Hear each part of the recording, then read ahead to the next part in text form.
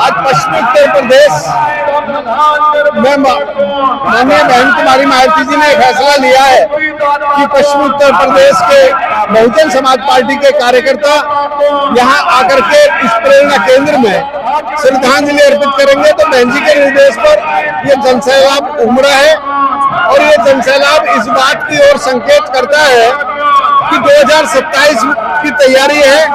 9 अक्टूबर की रैली को आप लोगों ने देखा है। 9 अक्टूबर की रैली में जो हर दल के लोगों ने जिस तरह की चर्चा की, पूरे देश में हलचल मची कि बहुजन समाज पार्टी के बारे में जो कहते थे कि बहुजन समाज पार्टी का कार्यकर्ता सोया हुआ है, बहुजन समाज पार्टी का कार्यकर्ता कहीं दिखाई नहीं दे रहा, लेकिन बहुजन समाज पार्टी का कार्यकर्ता रोडों पर दिखाई दिया और एक समूह में दिखाई दिया और भारी उत्साह जो हुआ, जो रिकॉर्ड ऐसा बनाया, वो बहुजन समाज पार्टी का रिकॉर्ड केवल बहुजन समाज पार्टी ने तोड़ा और कोई दल बहुजन समाज पार्टी के इस रिकॉर्ड को, इस जनसमूह को नहीं तोड़ पाया। बहुजन समाज पार्टी ने ही उसका रिकॉर्ड तोड़ा। तो ऐसा संदेश पूरे प्रदेश, पूरे भारत में गया है कि बहुजन समाज पार्टी कभी पीछे नहीं थी।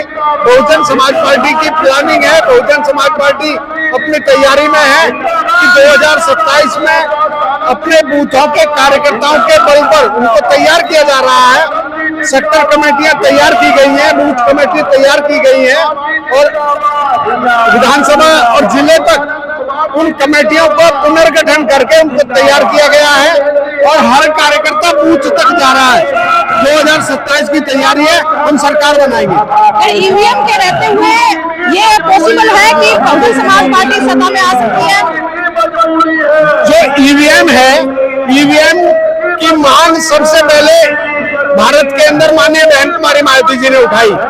ईवीएम का घोटाला ही इस बात की ओर संकेत करता है कि बहुजन समाज पार्टी के अलावा ये जो दल है, ये ईमानदारी से ये नहीं चल रहे हैं, ईमानदारी से कार्य नहीं कर रहे हैं और ये जो सरकारें हैं ये बेईमानी में लगी हुई है। इसलिए बहुजन समाज पार्टी को सरकार बनाने का मौका नहीं मिला। लेकिन जैसे ही बैलेट पेपर, सर माननीय बहन कुमारी मायावती जी ने बैलेट पेपर की मांग की है, अगर बैलेट पेपर चुनाव होगा, उत्तर प्रदेश में भी सरकार बनेगी और केंद्र में भी बहुजन समाज पार्टी की सरकार बनेगी। हम बाबा साहब के अनुयायी हैं, बाबा साहब में आस्था रखते हैं और बाबा साहब की आस्था का संकेत आज ये जनसैलाब है। ये जनसैलाब बाबा साहब में अपनी आस्था रखता है।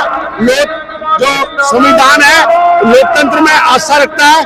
तो इस देश में अगर लोकतंत्र बहाल रहेगा तो बाबा साहब के संविधान के तहत रहेगा, अन्यथा नहीं रहेगा।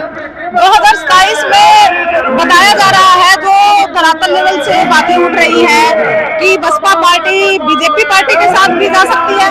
बहुजन समाज पार्टी कभी ऐसी दलों के साथ गठबंधन नहीं कर सकते कि जिन लोगों में एक समता का संदेश ना हो, जो समता मूलक समाज की स्थापना नहीं कर सकते हो।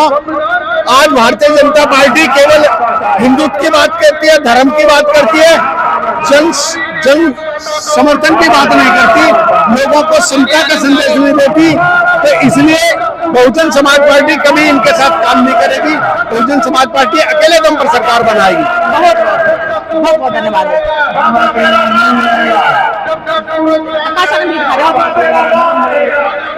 साथियों, आकाश आनंद जी पहुंच चुके हैं और आप जो जनसैलाब देख रहे हैं साथियों।